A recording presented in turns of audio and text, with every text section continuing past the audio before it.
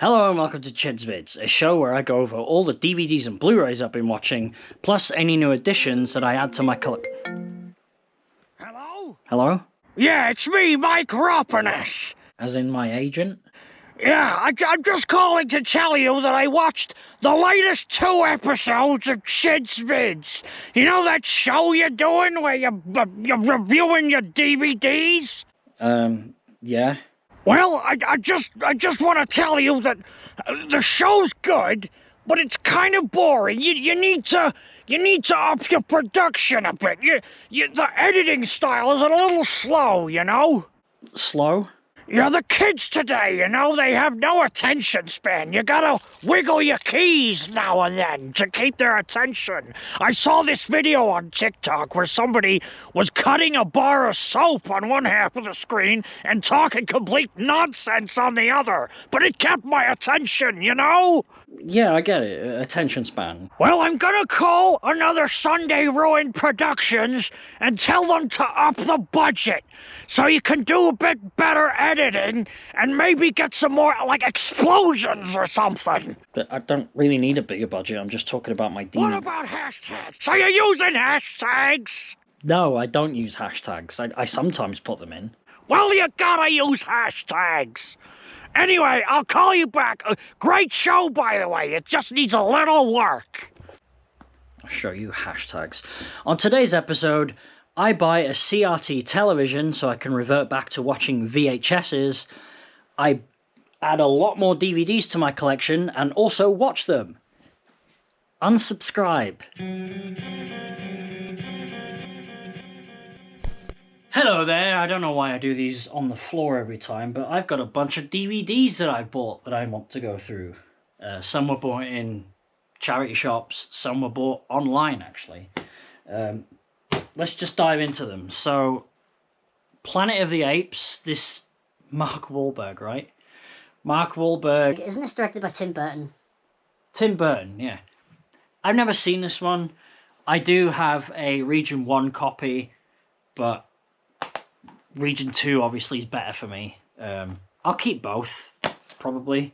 Actually, the cover for the Region 1 version is slightly better. It's not lenticular, but you know, it's more. I don't know what you'd call that. It's shiny. Sorry, I'm an idiot. Yeah, it's £5 for £1, so why not pick up a Region 2 copy? Slither. I've got a shoebox full of these covers that I want to do something with. Obviously, I've done the table with cartoon ones. I think I've spoken about that in a previous video, but might as well bring it up again. So yeah, I'm not against doing something with this cover. Bill Bailey, I think I have all of his lives now. This might be the last one that I needed to get, and I've got all of them. Invasion of the Body Snatchers. I don't believe I've ever seen this. And I think I've actually got a different copy of this. So it's not in one of my cases, so it should be there somewhere. It's probably actually here, isn't it? Yeah, there it is. Right there.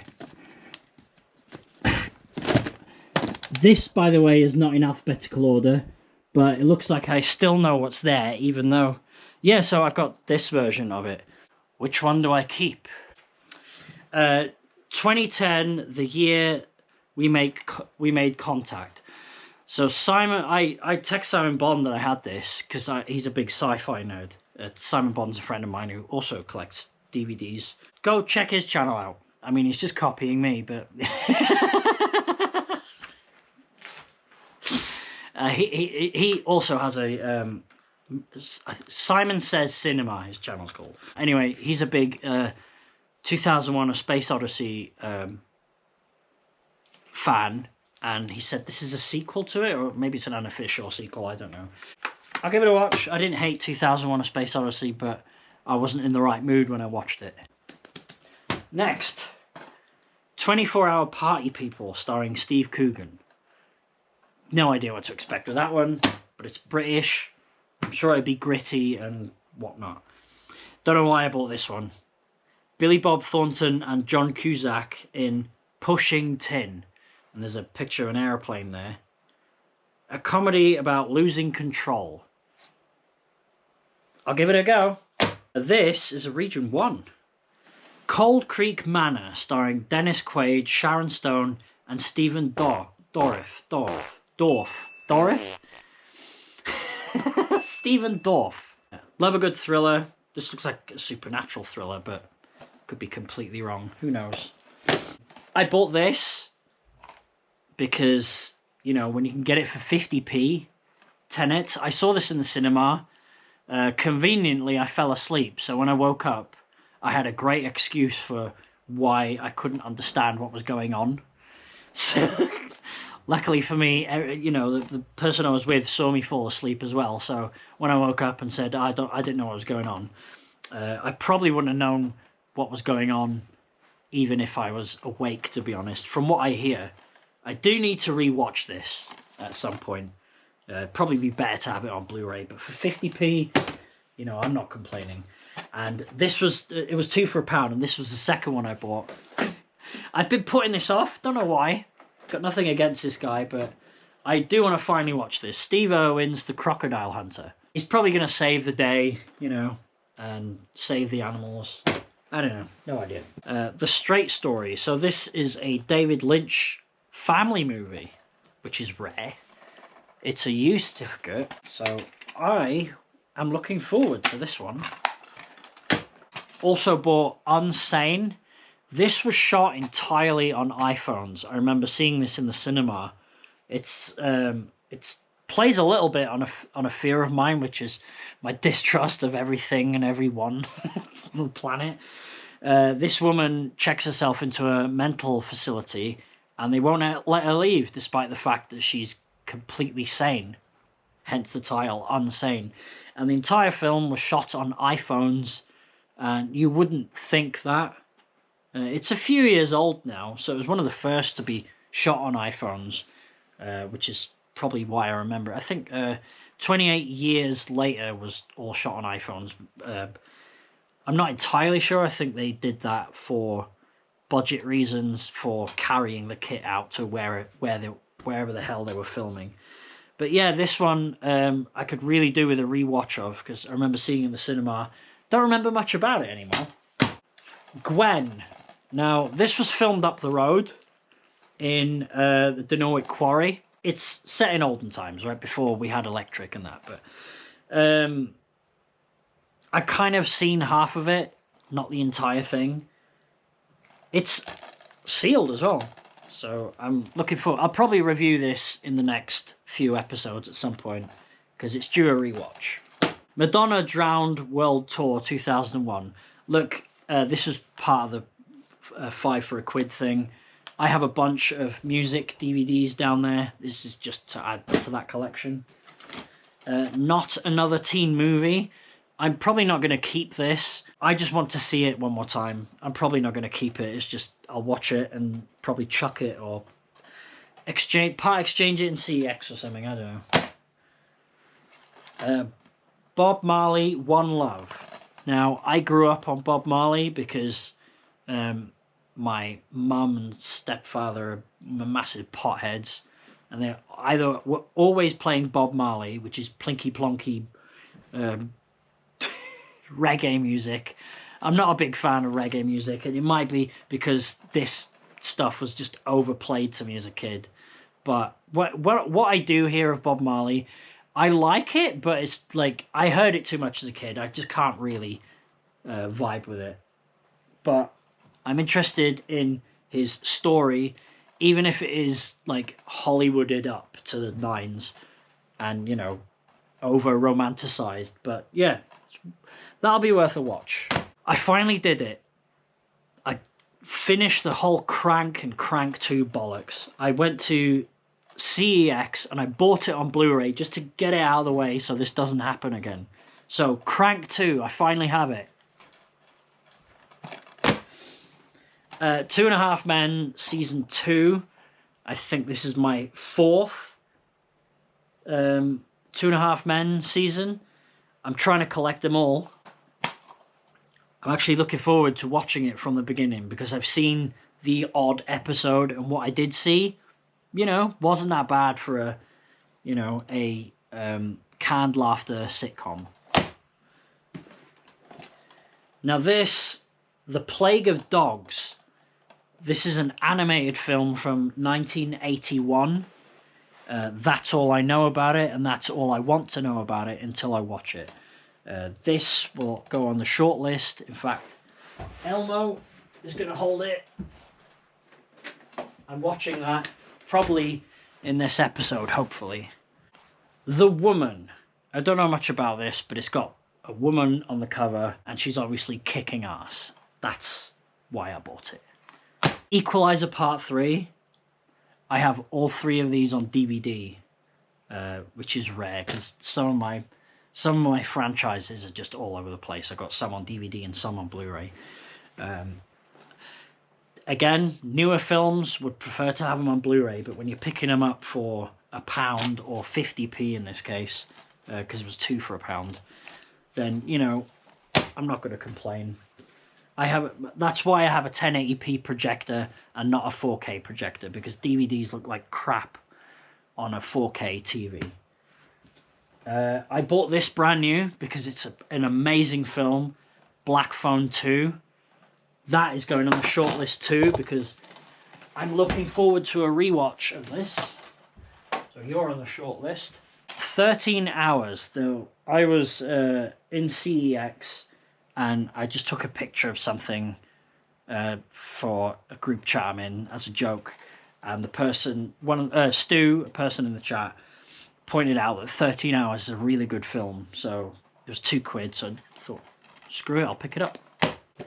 Fun with Dick and Jane. This is one of those that I had years ago and sold probably to Music Magpie, or one of those early apps where you just scan all your DVDs and send them off. Yeah, probably got nothing for them, right? But it gave me some space. But now I've been recollecting since like 2016. This is another one of those where I'm not sure if I'm going to keep it or not.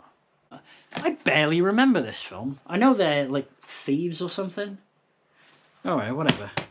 That needs a rewatch. Now, this is an American adult animated primetime show that aired on the USA Network in, I believe, the late or mid-90s. I don't know anyone else who's seen this in person. Like, I'm sure some of you will comment underneath that you've seen it. I bought all 4 seasons. This is a Region 1. This is probably the most expensive set that I've bought in a while, and by expensive I don't mean like stupid amount of money. It's like 23 quid, what I probably paid for almost every Family Guy and almost every Simpsons box set, which you can see there. This place is a mess. There's DVDs everywhere. It's sorting out day, I guess. I'll have to sort all these out, but this isn't even open yet. I know Tim Curry is a voice in this. It's about a duck that's a detective.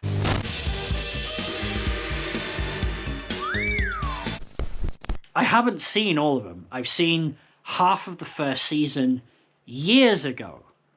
But I decided to buy the box set. That's all the stuff I've bought in the last 2 weeks, maybe? Let's get to watching. First up, 1977's Kentucky Fried Movie, which was suggested to me by a viewer. This was directed by John Landis and written by Zucker and Abrams, those who did Naked Gun, Airplane, Police Squad, and all that. This is very different, though. This is like a feature-length sketch show. The premise is we are watching a fictional TV station, and every skit is a program on that TV station. A lot of the humor in this is boundary pushing or done for shock value, which, you know, would have been way funnier 49 years ago. Unfortunately now it's 2026, so it's kind of dated. Before you get your knickers in a twist though, just remember that this is the first time I've seen it. Yes, it's a little dated, but I did find some enjoyment out of it. This DVD contains about half an hour of home movie footage that was shot by the creators so they could prove to their families that they were working in Hollywood, which is just adorable. For that reason, and the fact that I didn't hate this movie, and it was probably ahead of its time 49 years ago, it does get a place on the shelf. A high 5 out of 10, low 6 out of 10. Today I'm here in Manchester for a gig, and I thought I'd go to the Printworks View Cinema to go and see Primate first. It's 9 AM. That was lucky timing. Screening is in 2 minutes. Lucy takes a group of friends to Hawaii where they plan to spend the weekend at her dad's house. Her father will be away for the weekend as he is a successful author out on a book signing. Before he leaves, he finds out his pet ape, Ben, has been bitten by a mongoose. Which has rabies, Ben. You forgot to mention rabies. So tells the girls to keep Ben locked in his enclosure until the vet can see him. Unbeknownst to our teens, the vet does pay a visit, but gets his face ripped off and he escapes.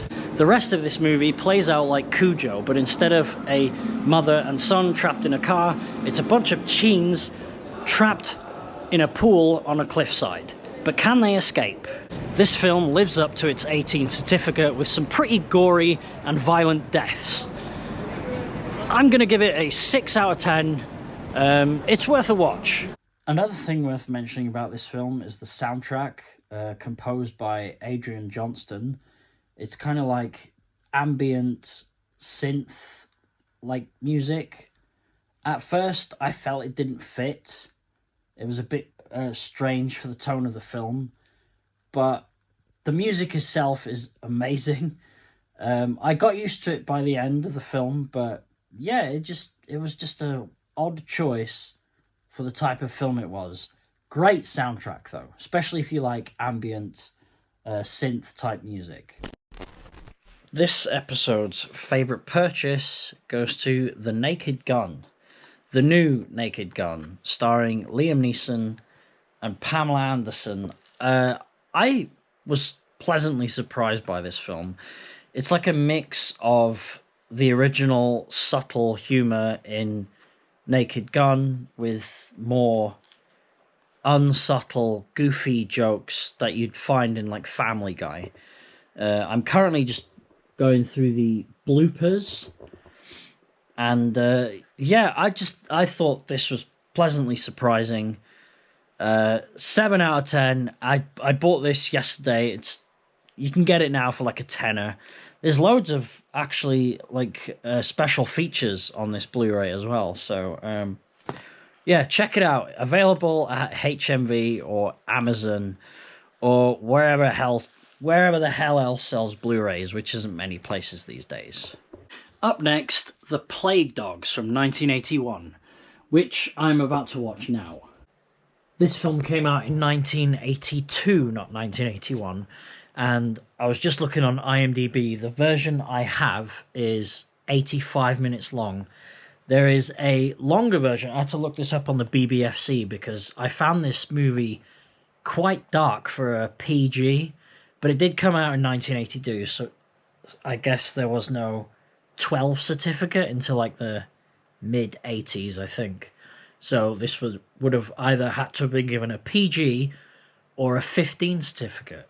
I'm on the film notes. It says, The Plague of Dogs is an animated adaptation of Richard Adams' Watership Down novel about 2 dogs that escape from a research laboratory and try to survive in the wild.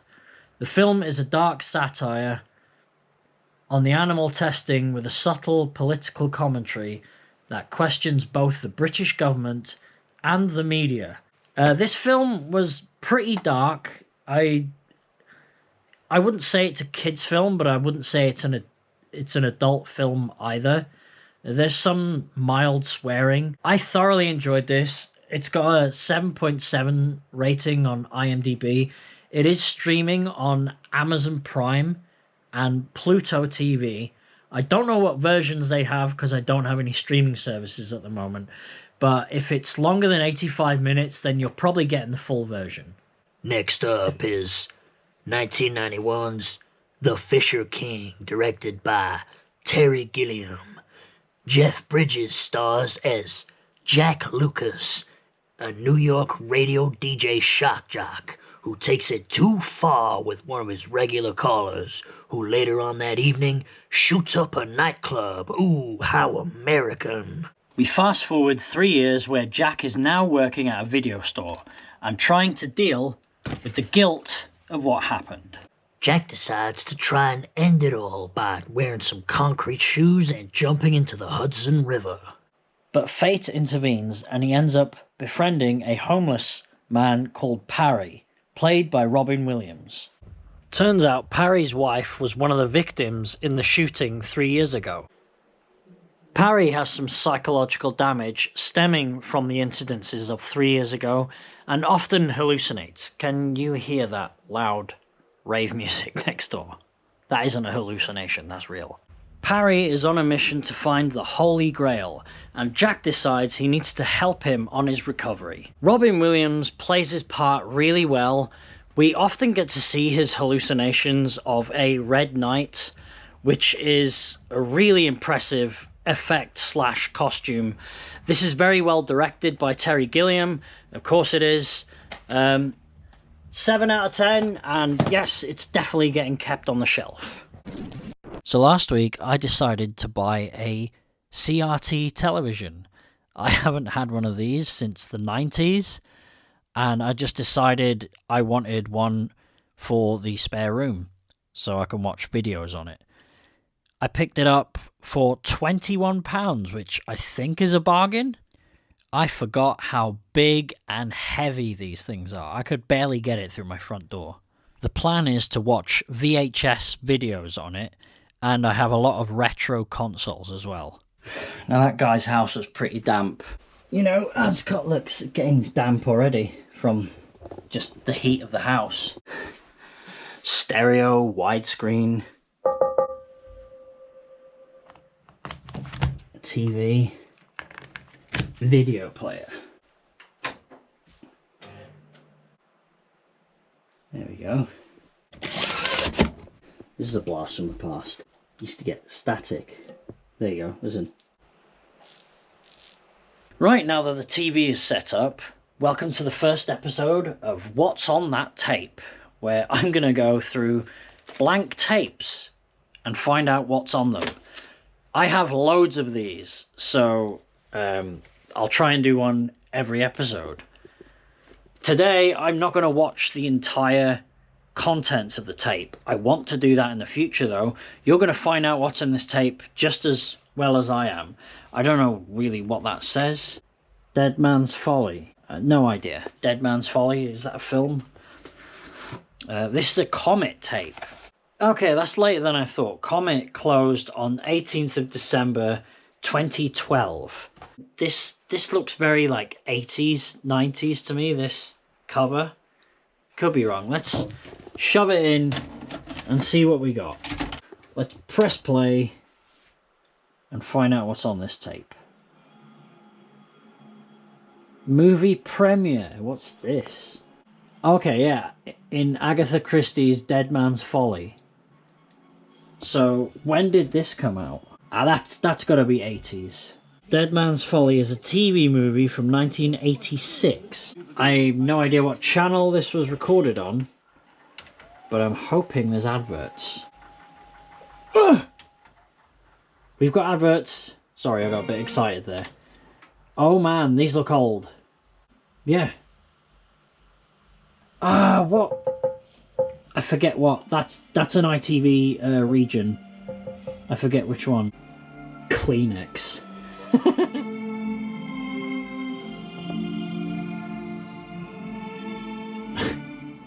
Poor granny. 1988 or 1989 would be my guess so far. I'm no idea how I'm going to find out, but so it's happy Christmas from all of us. It's Christmas time. Rumbelows? Oh, they're long gone. So Rumbelows has been defunct since 1995. Courts went away in 2004, and Texas went away in 1999. I'm assuming, given this is an Agatha Christie movie, that all these adverts are for the older demographic, so nothing exciting is going to be on this tape by the looks of it. There's a Castle 4X advert. I remember these. Australians wouldn't give a Castle 9 4X for anything else. Don't miss Asda's sale. There's everything from carving knives to microwaves. What the hell is this? Asda sale. Oh, that's one commercial break. Let's forward to the next one. If anyone knows what that... I think it's Yorkshire Television, maybe? If you know what region of ITV that is, let me know. A lager advert. Shall I pour? Kestrel Pilsner. You can tell by the bite that it's Kestrel. They don't make them like they used to. Is that a End of a dull, dreary, miserable day. blank video advert? What the hell? Videotape to make you look Did he on the just bright drop his trousers? I think the connotation there was he was about to watch a porn, right? This tape doesn't look like it through this camera, but the 27th. this video is in very good condition. Is reduced, so don't miss it. Start Saturday 9 a.m. Hey, this is a comic video. I'm gonna guess this is Christmas 1988. So the first airing of this on ITV was December 25th, 1986. So this is from Christmas Day 1986. God, I hope there's more on this than just this film. This is not as exciting as an American advert for Budweiser, is it? Budweiser. To drink beer. Bloody good show. Meal sale starts 9 a.m. Saturday. It's Another perfect defunct choice. UK retailer. Real half-price bargains. The Yeovil Sheepskin Shop has thousands of... Sheepskin shop. The Yeovil Sheepskin Shop. Well worth a visit. They ended the film on a freeze frame. No idea if I should watch this or not, but I'm going to mark this video as watched. So, moment of truth. What's on after this? Oh, nothing. So, they've done a great job here of pressing record at the start and pressing stop at the end, but they didn't bother cutting the adverts out. Yeah, that's it by the looks of it. They used 1 hour and 50 minutes of a 3-hour tape. Judging by the quality of this, I reckon they just recorded it and probably maybe watched it once. It's obviously been in a house with absolutely no damp in it, because that barely showed any static. Like, this tape is in perfect condition for something from Christmas 1986. This episode was supposed to come out last week. I just picked the wrong time to start doing this show, unfortunately. An update from the last episode. I did find the second copy of Con Air. This is the one I bought as an extended version, and I have the original here, so I'll keep both. Hope you enjoyed this, and I'll be back very soon actually, because I've already started working on the next episode. Until then, see ya!